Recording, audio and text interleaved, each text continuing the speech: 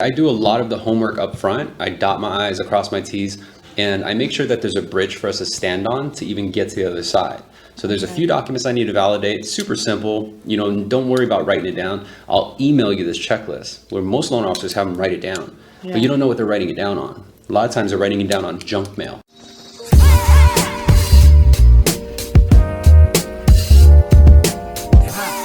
Connected to SalesRemastered. Usually the traditional or the mainstream way is the loan officer says, I got option 1, I got option 2, and I got option 3. Which option do you want? Yeah. Now and that feels too much like car sales. Correct. I have this car, I have this car, and this car. Which one do you want? Correct. And that feels really salesy instead of consultancy. Correct. Yeah. So with your current pitch right now, how does it sound? So when you give them a call and then they answer the phone. Oh, it sounds total salesy. Total. No worries. No worries. That's total, good. This is how you learn, right? So how does it sound though? So, okay, so I make sure you have a few minutes to go over this. They always say yes. All right, perfect. So here's what I was able to work up for you. And again, this is all contingent on what you want to do. Everything's movable, but with wanting to pay off those 3 cards that you had to rely on last year, this is one of the ways we would be able to do that. And then I go over basically what the numbers say on my CCW. Because what happens is on page 3 of your 1003, on the details of transaction, you see a lump sum of how much you're paying in closing costs, right?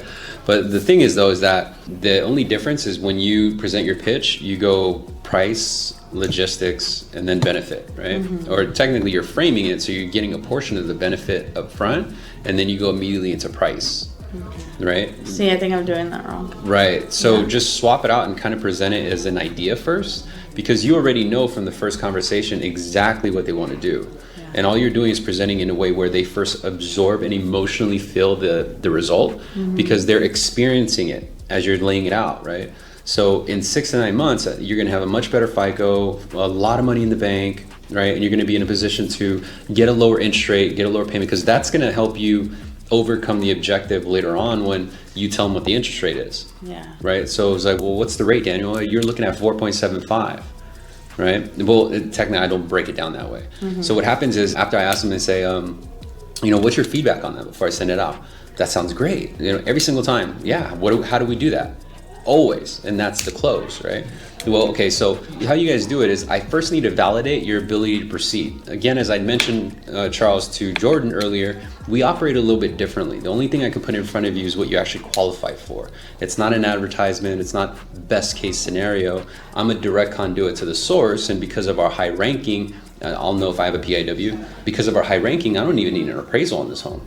Right? Or if that applies. Because you've already ran the certs and everything. Correct. I do a lot of the homework up front. I dot my I's, across my T's, and I make sure that there's a bridge for us to stand on to even get to the other side.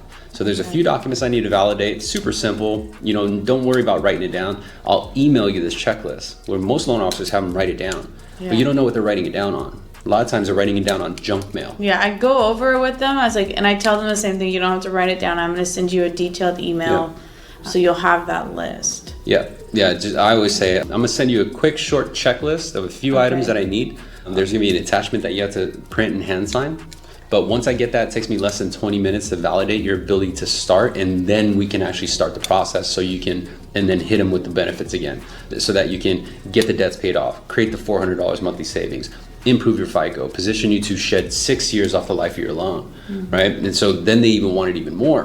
And then say, but here's the thing is I just want to confirm with you. So with this payment, unless they hinted to me that fees, like if I'm dealing with Mr. Patel and he wants the absolute free loan. Why do you use Mr. Patel as an example? It's just, is that just like sales. a random? Yeah. Okay. So after a while, you'll know what that means. Okay. It's just the stereotypical customer who wants the lower rate than, not even available, no fees at all. He just wants the unicorn, and so it's that person, right? And so they keep mentioning, but what's the fee? What's the fee? And that's something that rings to them. And if I hear that in the first conversation, I'm always going to have a backup plan.